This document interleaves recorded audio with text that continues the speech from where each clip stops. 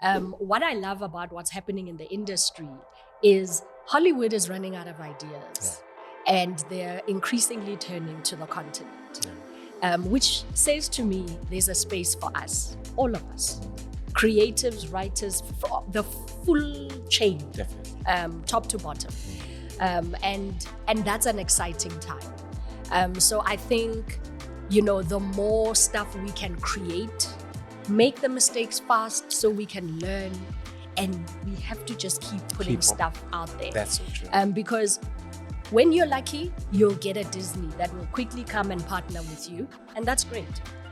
But while you're waiting for the Disney, then put it on YouTube, wherever, there are platforms. We just have to try and get our stuff out there.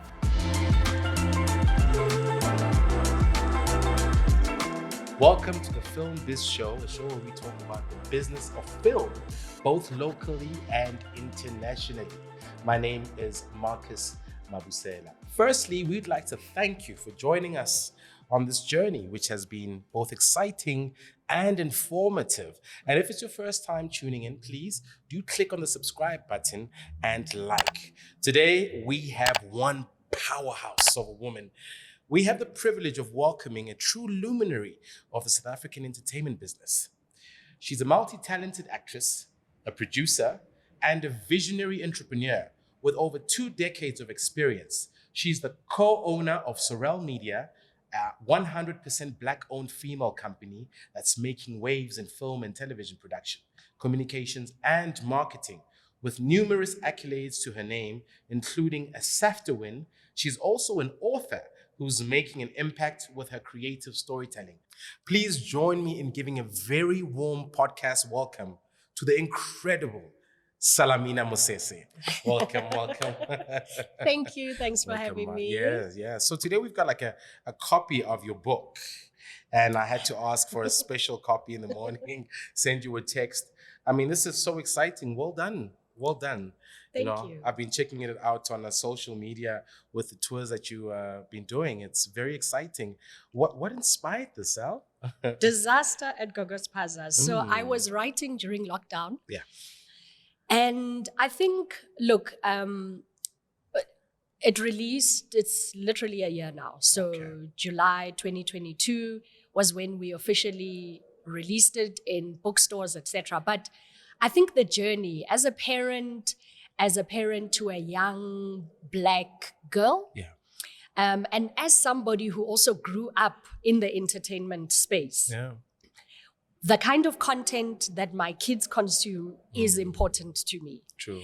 And I had gotten to that place where, I was asking myself questions about whether the work that I do touches her in any way. It's funny, as I was speaking now, I remembered listening to an interview that Angelina Jolie did a couple of years ago. And she says, her kids were like, why are people always stopping you in the streets, Mom? Like, what do you do? And they were still young. And she was like, oh, I'm an actress. And they were like, oh, what have you done that I would know? And she says that actually was the first, or one of the first times she considered animation. And then later she did Maleficent, and it was the first time her kids could actually watch something that she had been in. Incredible. And I guess that's a long about way of saying, I just got to that place where I wanted, one of the books on my daughter's bookshelf to be a book by me. But also just seeing what she was reading, a lot of international authors. And I had many conversations with her. And then, we started visiting bookshops, and I was deliberately looking for books by either a South African author or an African author. And she's an avid reader like myself.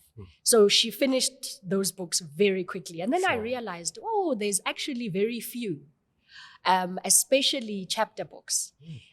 So when I wanted to write a children's book, initially it was going to be a picture book, but procrastination. So by the time I got around to it, my daughter had advanced from picture books. So I wrote a chapter book.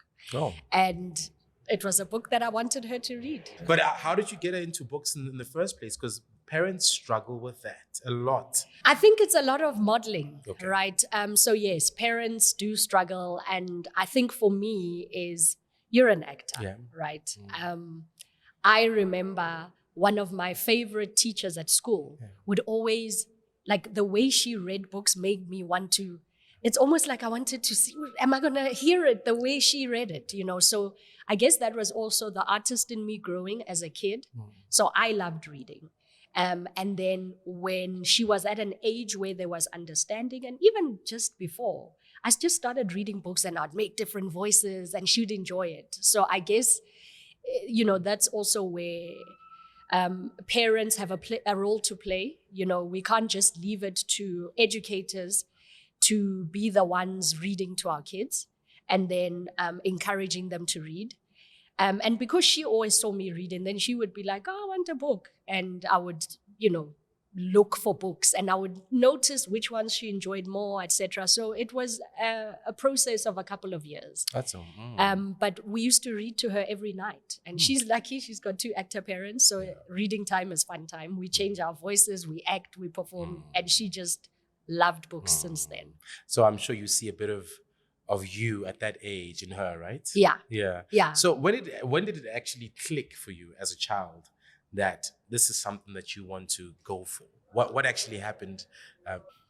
You know, I was always a child who loved watching TV.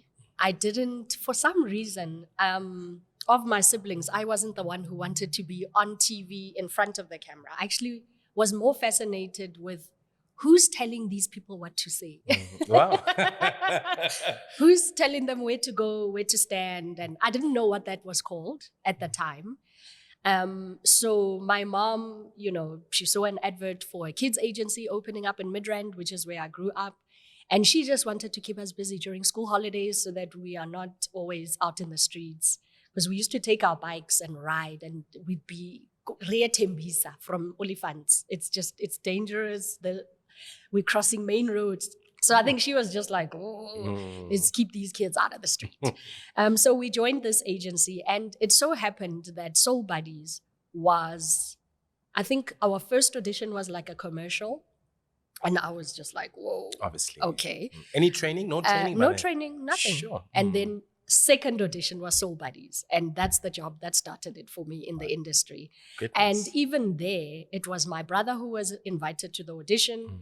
I just went in. He was younger. He didn't know how to fill in the form. So I went in. And how old were you by then? I was 13. My goodness. At the time, yes. Yeah. So I filled in the form for him and I was waiting for him to come out. And obviously I had been his coach. Like I said, I was interested in who's telling them what to do. Yeah. And then the guy who was auditioning, and it happened to be the legendary Bobby Heaney, he came out and then he was like, next. And I was like, oh, no, I'm not here. And he was like, you seem the right age. Come in and do the scene your brother just did. So I acted with my brother and then we left. It took about 7 months and then we got the call and they were like, you've got the job. Goodness. And my parents were like, who?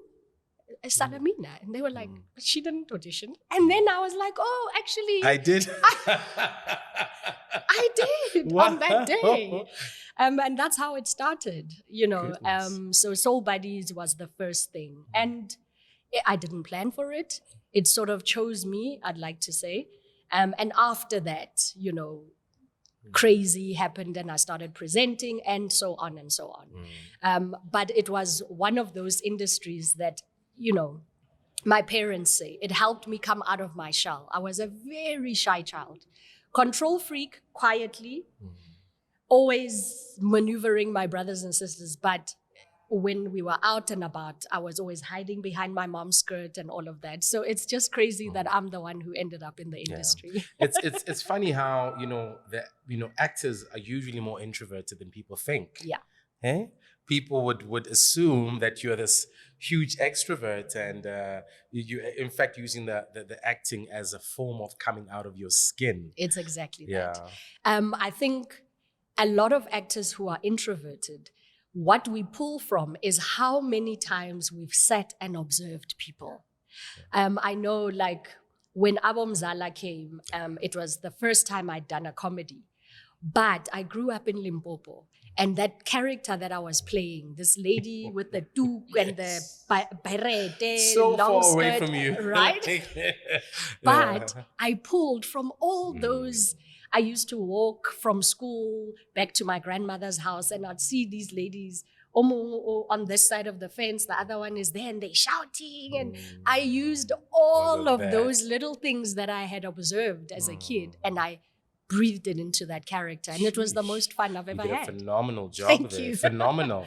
But like, how was now, being a child star, the reaction from your peers at school, family, and you're not prepared for this. How was that? That's, man, there's no media training in this country. And as kids, we were proper thrown into the deep end. I mean, Soul Buddies was huge. We It was big, yeah. We didn't know how big it was going to be, right? And for some reason, I was lucky, somebody like Tsulufelo Wechumang. She had been on Cry the Beloved Country. She had been acting since she was like 3. And she was younger than me. Well, she is younger than me. And she was the person who was helping all of us navigate this fame thing. So it was tricky. Yeah. I think, especially as a very self-conscious, reserved teen. Which is also like I was a teenager. You're going through, when I got pimples, my first pimple, I was on TV, and it was like It's a lot. a headline. Star goes through acne. It's just, there was very little to prepare me for the level of fame that was thrust upon us. But also, I think we were doing a show that's edutainment. So we're educating. You almost become a role model, and you just have no training for it, for what that means. You're almost growing up under this spotlight. My family helped me to navigate that. I think we had my parents are strict. They kept it real at home. I wasn't a celebrity. That ended on set. On set, yeah. So I was still doing the normal stuff. They forced me to still remain present. And that in a way helped me to navigate, because it just never allowed me to let it get crazy or out of hand. So I think that was an important thing. But also, there was no social media, guys. Thankfully, hey. It would have been very different it's so there intense. was. And the funny thing is, things haven't changed. There still isn't any media training. How do you handle the fame? How do you, take on this? Because it's a huge burden. Yeah. I'm always thankful, when I look at my personal journey. I'm thankful that I started in my late 20s. Yeah. Literally, I was that old. And even then, the pressure of now people recognizing you, I always tell people it's actually my least favorite part of the job. Yeah. Because as a creative, what you want to do is constantly be in that space of creating. Yeah. And when you get exposed to the world, it's a bit of a shock, isn't it? Yeah. And so you can imagine as young teens, you're at that age where you're still learning who you are. You're still trying to get to know yourself. You're solidifying that inner voice for yourself, right? But you've got people constantly telling you who you are. Oh, I like it when you do your hair like this. Oh, and then eventually you're like so frazzled because so many people speak into your life. And I think that's what really makes it difficult, which is why a lot of Hollywood stars who started out as kids are not in the industry anymore. No. Even here in SA, I've realized.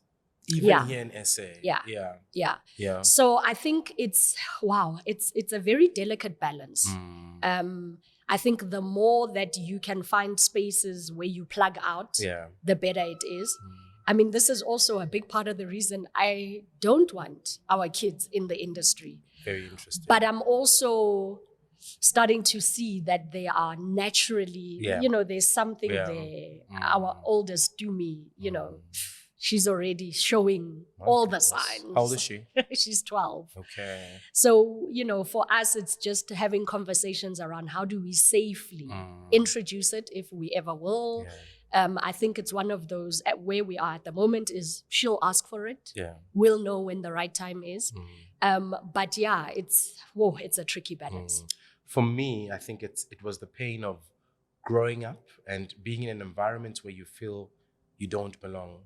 Mm. And that was a very suffocating, because it's a very suffocating experience. I was in corporate for a while, and it's almost like you're watching from the outside in, and you understand that world. So when my son got born, my thing to him was this: my duty is to help you find it sooner than I Than did. you did. You Yeah. know, so it's sort of like the converse in your situation. Mhm. You found it soon, and you understood the burden that it can be on a child. Yeah. So I commend you for taking the stance that you've had to take with your daughter. That's Yeah. very commendable. Yeah. Yeah. And you also have to balance it, because we also can't make the horror stories her reality. Yeah.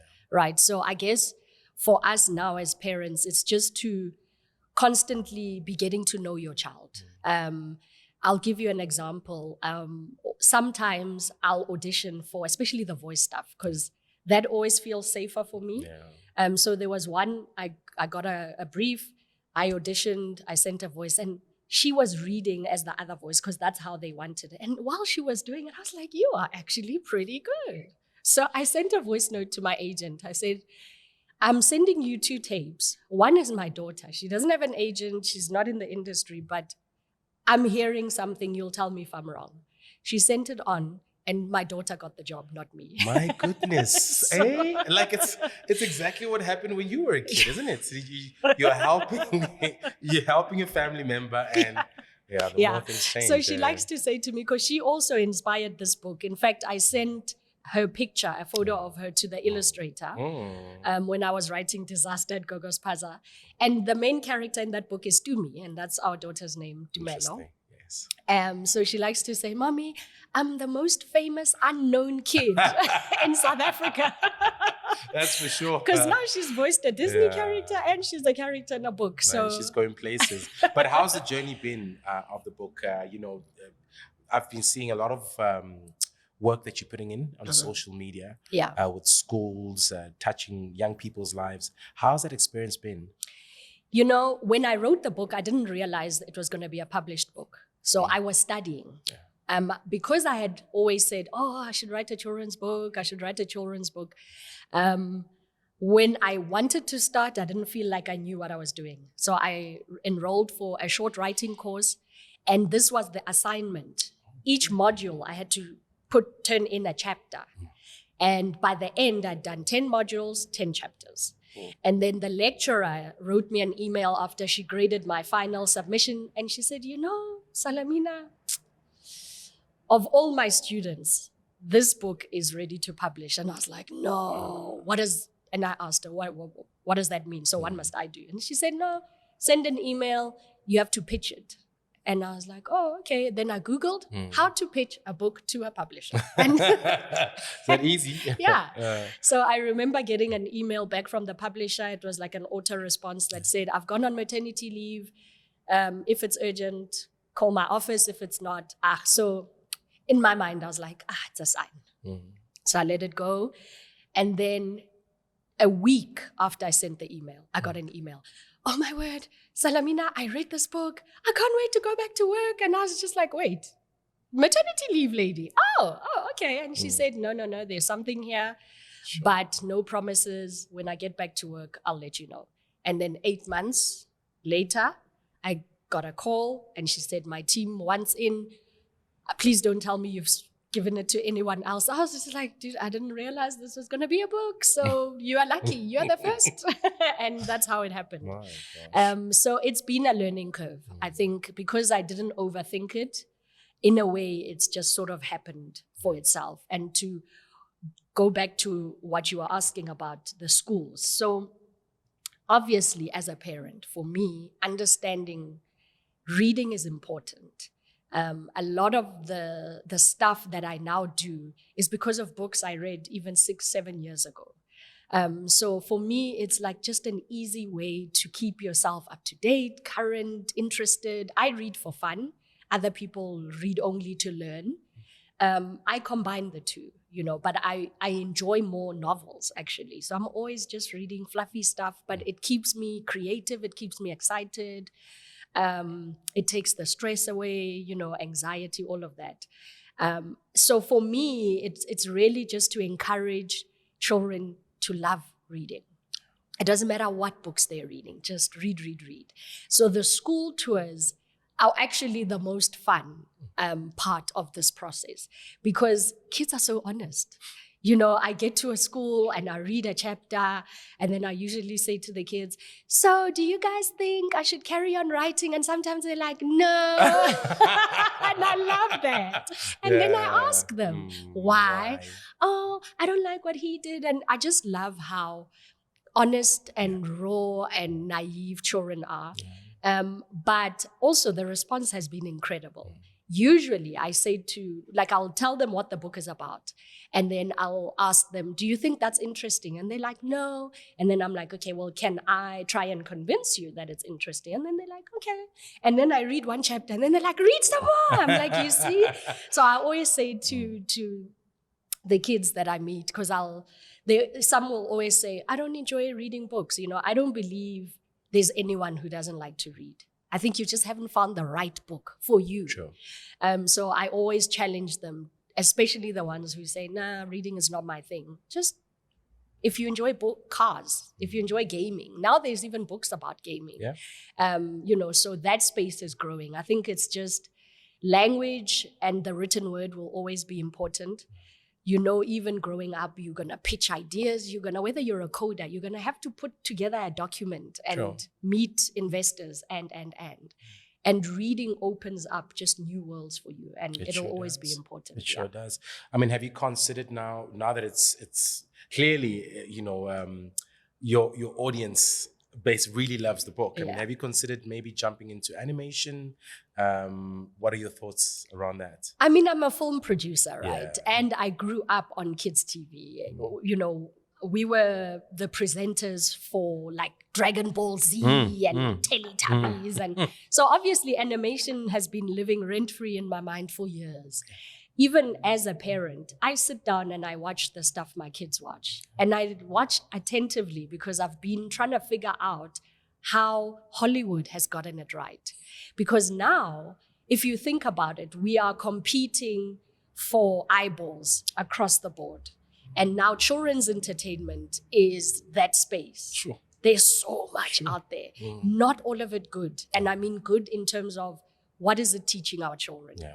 So yes, definitely animation has always been a space. In fact, when I started in the industry, the one thing I wanted to do was go to Hollywood, but it wasn't to be like an actress. I wanted to be in animation. Oh my goodness. I wanted to be a voice actor. That's still the dream, even now. Yeah, definitely. Yeah. So you're definitely going to do that with this book. Yeah, I'll find a character for myself in there. A lot of kid characters. But touching on what you're saying about, you know, what children are kind of being fed. Look, somebody's communicating with our kids, right? Definitely. And for as long as we keep ourselves out of those spaces where this content is being created, the more uncomfortable conversations we're going to keep having with subject matters and things that are not familiar to us. What I love about what's happening in the industry is Hollywood is running out of ideas and they're increasingly turning to the continent, which says to me there's a space for us, all of us. Creatives, writers, the full chain, definitely, top to bottom, and that's an exciting time. So I think, you know, the more stuff we can create, make the mistakes fast, so we can learn, and we have to just keep putting stuff out there. That's so true. Because when you're lucky, you'll get a Disney that will quickly come and partner with you, and that's great. But while you're waiting for the Disney, then put it on YouTube, wherever. True. You know, there are platforms. We just have to try and get our stuff out there. Yeah. So, you know, when I talk to Americans, whether they are in the industry or not, you know, whenever they talk about the entertainment business, for them, it's serious stuff. They take it very serious. Whereas here at home, especially people who are not exposed to the actual business, and some who are, it's almost like it's a game. You know, it's almost like, you know, oh, you're in Celebrityville and you guys are playing around when are you going to get a proper job? Are you going to be able to do this until you're older? So clearly we are not educated about how extremely lucrative it is as a business.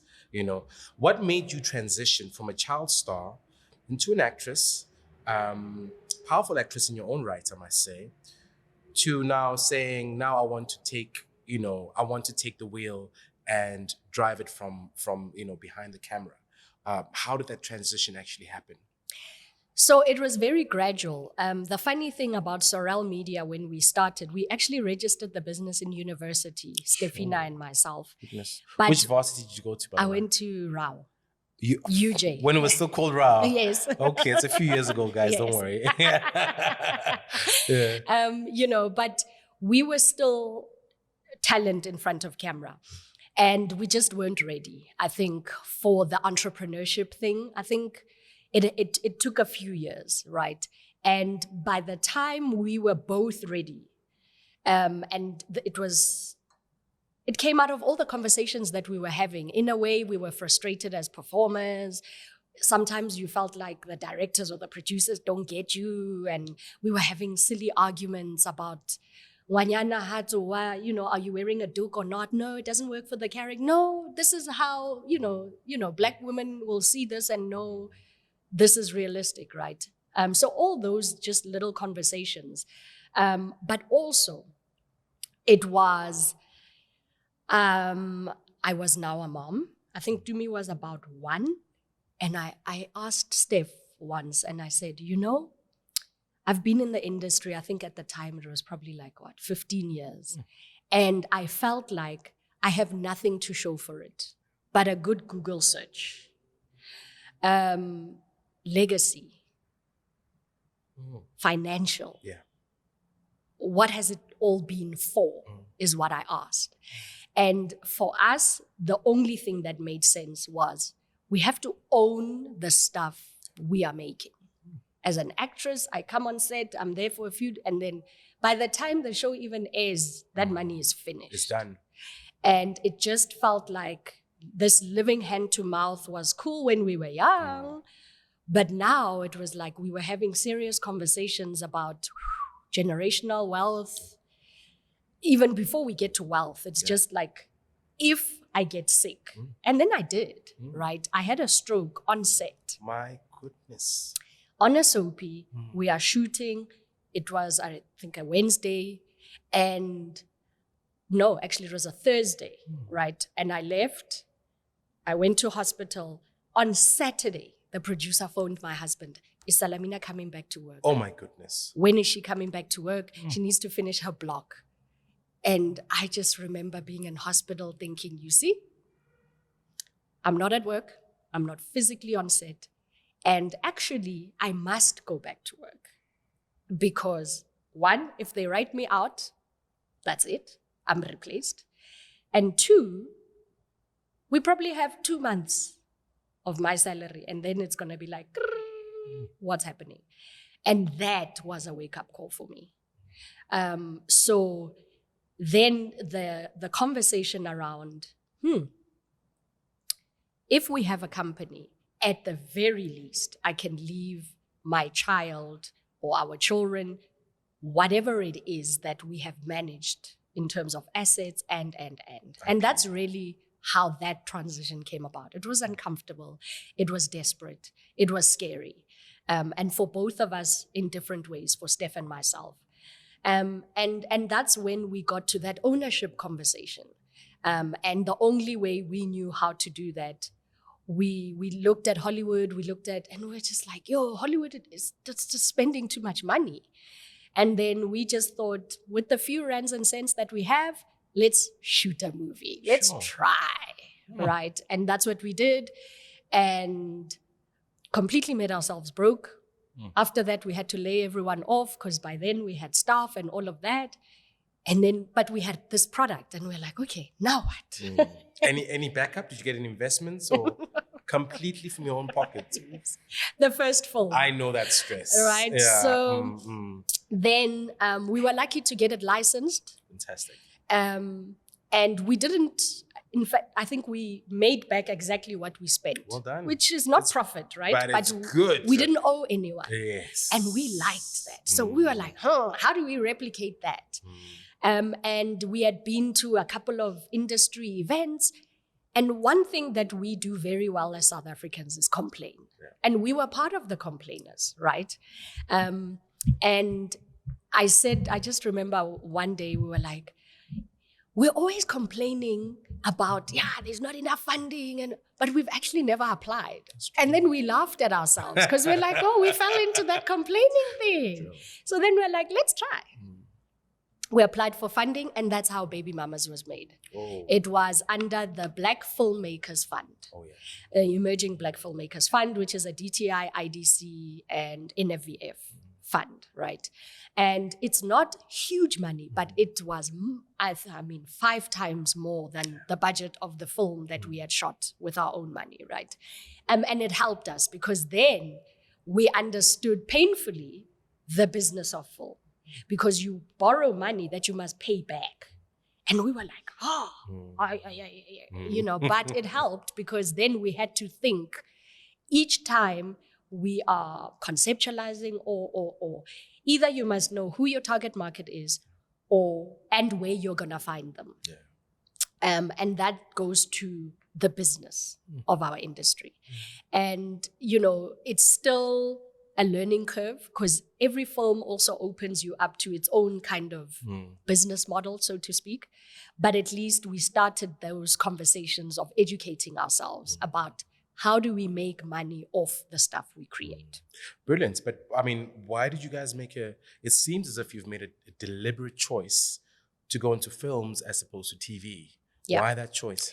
So it goes back to ownership, right? At the moment, the way that we do TV in SA is the broadcaster owns the IP. So you almost gun for hire, even as a producer. True. Who created this concept. Mm-hmm. It was after a trip to Nigeria where we just completely fell in love with how Nigeria does entertainment. Yeah. That's why their artists are rich, right? That's why their movies actually make money. They have somehow developed an audience that loves the stuff that they make, and then they've found a way to monetize that.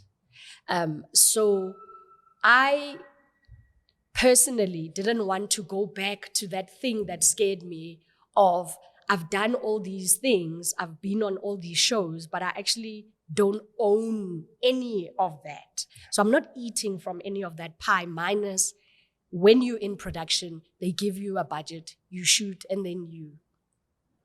And also, just a silly example, but what really dropped the penny for us, we went to Discop. I'm sure you know Discop, right? Yeah. We're at this market, and these buyers, every time they kept hearing we from South Africa, these are international buyers. They would come to us and they'd be like, "Oh, great! Show me who I can buy Generations from." Wow! And I was like, "I think you'd have to." They're like, "No, we're looking for the producers, Generations." No. Like, not here. Call SABC. They might help. But I'm sure that opened your eyes. Yes, because we're like, that they assume. Like in other industries, that the producers would be the people to talk to if you want to license, if you want to buy, if you want to franchise, if you want to. And it's not like that in SA. Not like that. So for us, we were just like, for now, because we're scared of how little we have acquired over the years in the industry, we just want to own something. And that's not to say that that model is not sustainable. It's just not what we wanted when we started. And we're still a new business. We've only been in this entrepreneurship thing for 8 years. So for now, we are loving the film kind of model. We will get into TV, and then we'll have different conversations. We just didn't want to start with it. Sure. And the fear was always, we didn't want to get comfortable because the money is nice. Provided that you can, turn it around and you get more and more shows and you get comfortable in that space. We wanted to bootstrap it while we still had the energy to bootstrap it. And then all the other conversations will come with growth. Because I think also it's harder to convince people to back you when you don't have experience for a series or a telenovela. And as a business, we were babies, right? But I get the sense that also the industry is getting ready for you. Things are changing, with the strike that's happening, the model is changing. And I'm sure by the time you start really dipping your feet into the world of television, they would have hopefully, from an executive level, they would have at least opened up the discussion a bit more to giving the creatives more IP. Because that's where we're going. And even if it's not all of it. It's just something. Just let's share it. That's true. I was surprised when I was in Senegal in a hotel room and I saw Uzalo in French. And I wanted to call some of my friends to say, hey, you're speaking French. But we don't know that as actors, isn't it? You just get on set, you do your job, get paid, and you're out of there. Yeah. And you have no idea the value that you're creating with this work. So very commendable, very commendable. But as a co-owner of a 100% Black female-owned production company, and again, having been in the industry as long as you have, I'm sure you've observed that the majority of women in the industry are not in technical roles. Very few are directing or are in editing rooms. What's your take on the involvement of women in the industry? When we started, I think it was preposterous to even think of a female DOP. Now we've got Helpy. Yay. And she's doing the things, right? And I work every day with Estefina, who is not only writing the stuff, but then she goes on set and she directs, right? So the funny thing is, that question, I'm always like, I just came off a production on our set, Love, Sex, and 30 Candles. Yeah. I had more female HODs than I had ever seen on a set. Well done. So maybe... Was that a conscious choice? No. It happened by, I stand people who are great at what they do. And we just so happened to find, even our boom swinger was a girl. What? Crazy. Maritaba. I had never seen that, right? So I think it is for more women to see other women in the industry, and it gives us all the courage to actually do what we want to do. True. I think it's growing. Are they enough? No. But they will see the Helpies and the Stefinas and want to come into the space. Yeah. The editor on Love, Sex, and 30 Candles, Bongi, is a girl. Well done. A Black woman. That's massive. So for me, in my company, it's not rare. Almost all my productions have had more female HODs than. I think it's also but I think more deliberate perhaps would have been for Love, Sex, and 30 Candles. It was we had a lot of intimate scenes. Yeah. You want to sort of get the actresses to feel safe, to feel in a space that is conducive to the kind of creative that we were pushing. I think it is a space that is definitely growing. There's space for more women to come in. But I am very encouraged. I think what's happening in the universities and the learning institutions is there's more and more women coming forward, and they are wanting to do the hard stuff. True. Yeah. True. It will grow. It will grow. But there's also some things that you only conceive if you've seen somebody walk that journey. That's true. Yeah. So the more platforms and opportunities that I can deliberately create as a producer without compromising, because there's also this notion that if I am pro-female HODs, it means somehow I'm compromising myself. No, like I said, we work with the best of the best. And then there's just some people that have come with us from our first film, and we're all growing together, and we're supporting each other's businesses.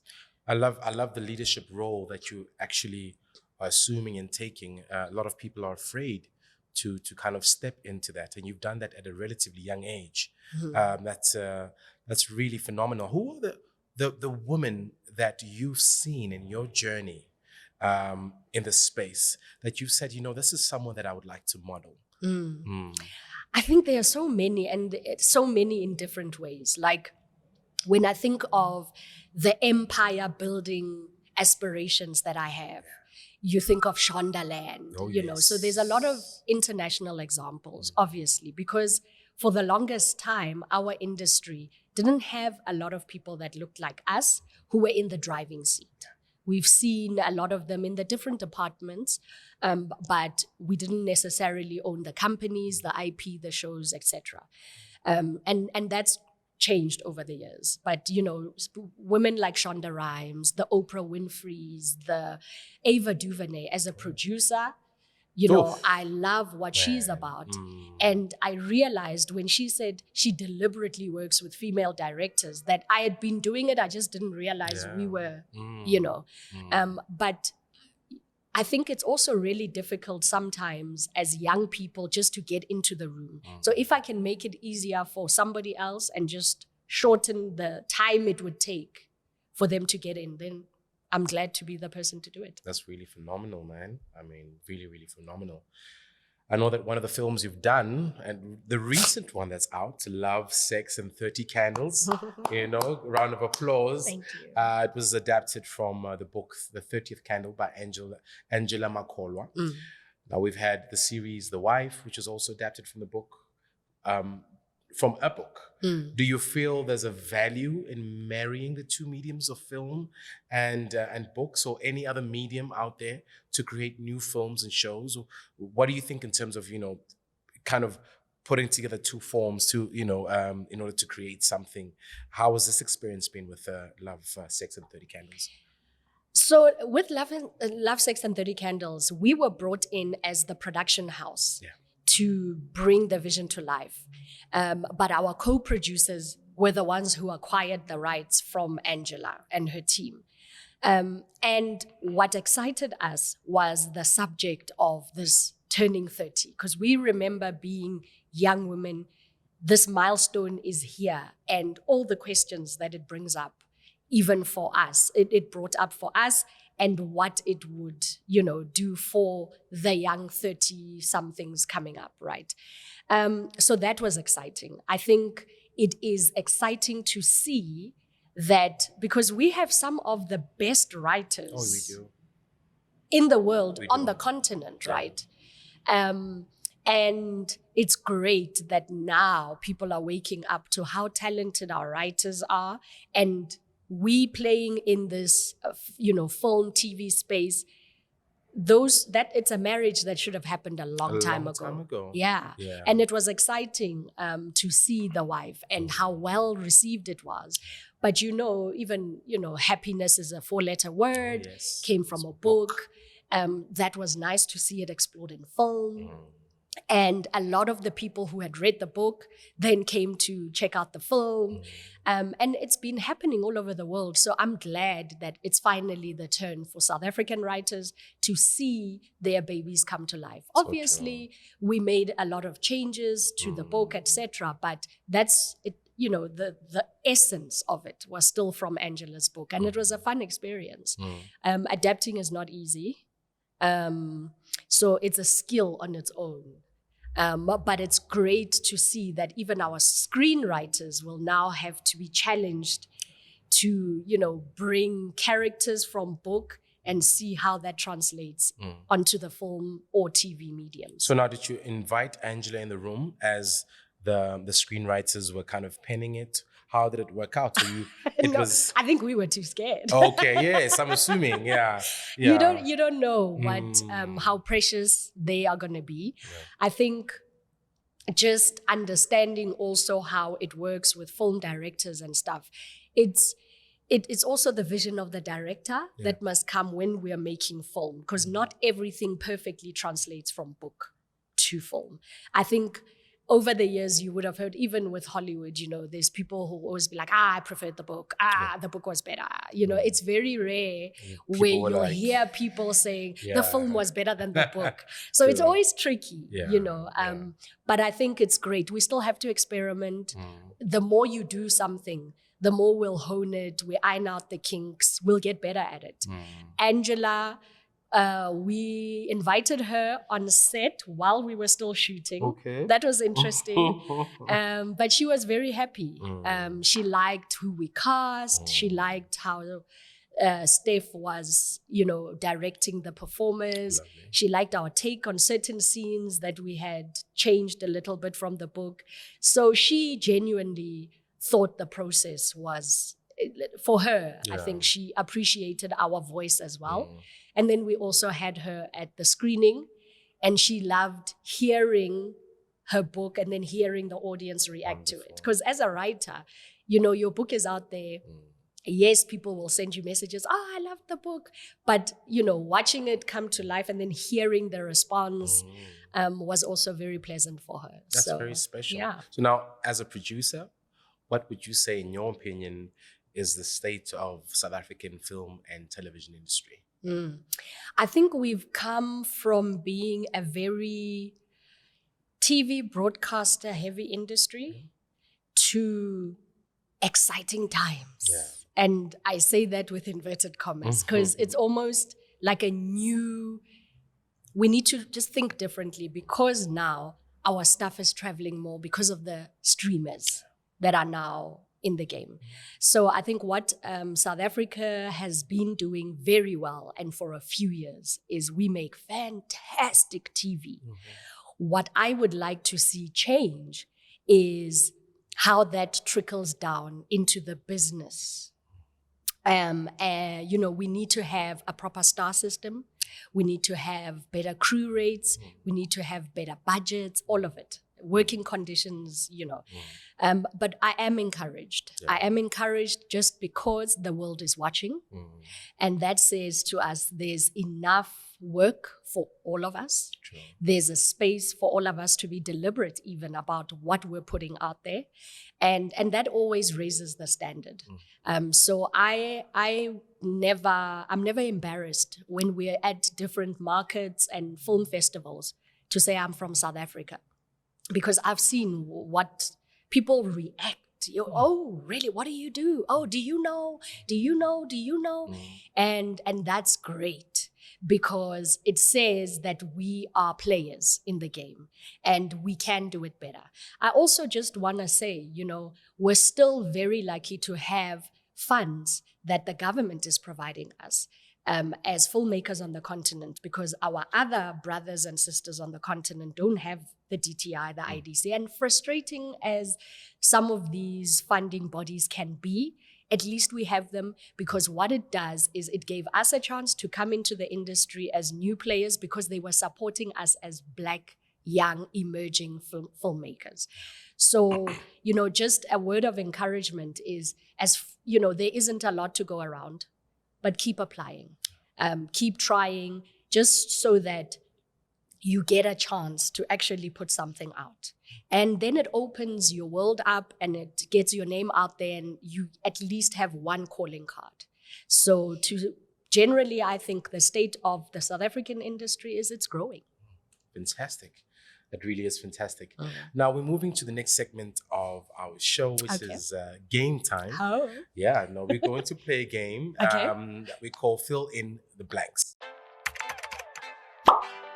Now it's very simple. Okay. I say a phrase and you fill in the rest of the sentence Okay. with whatever comes to your mind. Okay, cool.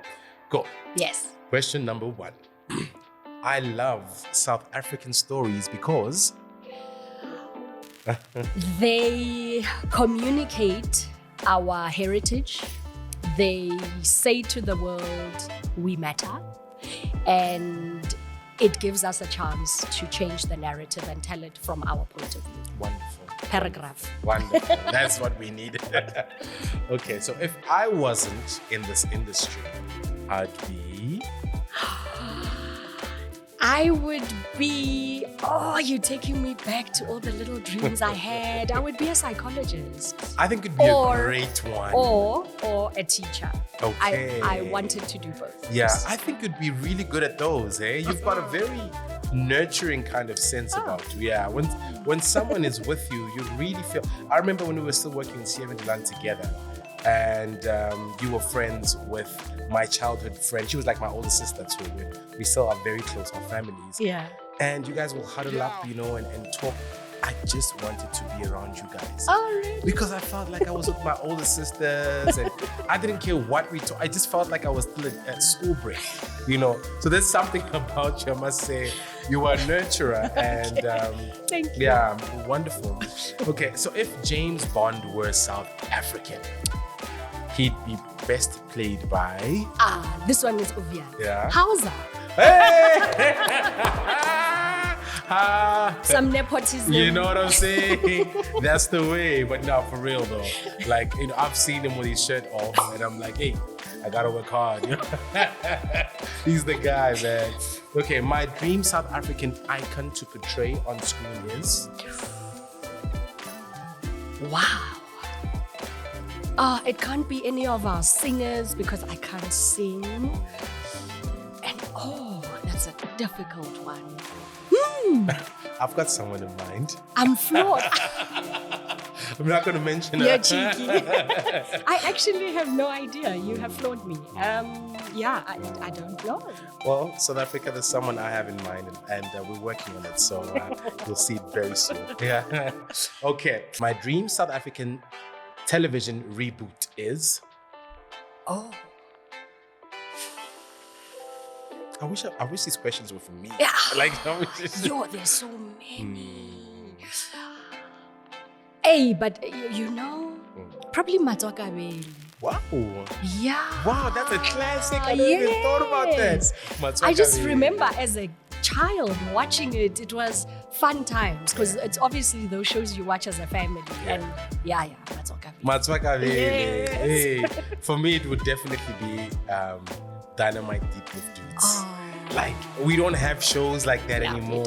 It's just about kids loving it and finding solutions to problems. And positive content. Yeah. So, okay, our next game is Desert Island. Ooh, all right? Okay. If you were stuck on a desert island, what film would you take with you and why? Does it have to be a film? How long am I stuck there? Yeah, no, it's true, right? Maybe a series. Yeah. So I go through phases. Okay, I'm going to change this. I'm going to change again. A series, Yes. either a series or a film, and a book that you love reading. Okay. Yeah, cool. So series at the moment, I'm very much into Lincoln Lawyer. Okay. So I would definitely take that. I'm enjoying that. I like how quickly they get to the crux of the episode. But it's still intriguing enough that I'm not able to know how they're going to get to the end. Okay. So that would keep me busy, I think, on a desert island. Interesting. And then film, I love Best Man. I'm a simple girl. Yeah.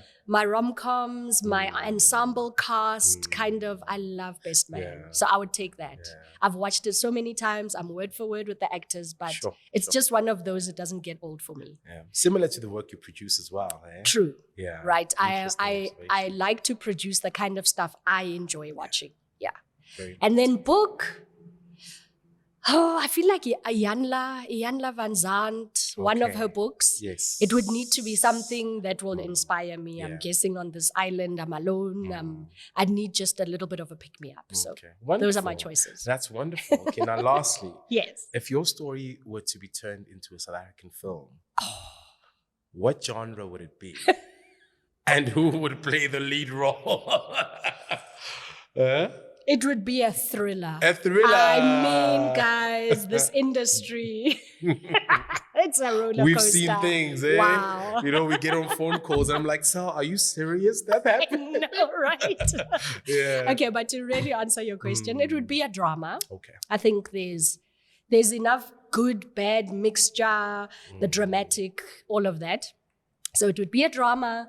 And who would play? Oh, wow. I just... Do Yes, me. right. Probably my daughter. So we'd have to start when I was young, coming Yeah. into the industry Exactly. and figuring out how do we Yeah. navigate this walk. That's true. Yeah. That's true. Funny when you look at kids and or when you look at your own journey and the responsibility, that it's been to grow up and actually take the steering wheel. You kind of really sympathize with them because I think as a parent you always want to protect them. Yeah. But I believe that you're raising a very strong-headed girl who's going to be dynamic and amazing one day. So well done on, being the woman that you are, the nurturer, the developer. You've developed some of our journeys. I know definitely in my personal journey, you've always been there for me, always been open to, picking up a call, giving advice, whether it's personal or business related. And I think, you really, really are an asset to this industry. Thank you. And we really do pray as the Film Biz Show team that, may your territory be expanded. Amen. May you be that one person that we look at and say, that's an example of an ethical person who has their heart in the right place. Sal, we want to thank you so much for your contribution. Thank you. And we really wish you well on your journey. Thanks for having me. I think it's also, I love the subject of your podcast, the business of what we do, of showbiz. It's a topic that is important, and for the people who are coming after us, who need to improve even the kind of conditions we work under. So you guys keep doing what you do. Thanks for having me. I've enjoyed my time here. Thank you so much. Much appreciated. Now, we would like to say thank you to Fortunewell, the Magic Lightbox Company, and Dynamic Workspaces for sponsoring this episode. Make sure you share, like, subscribe, and comment on this channel.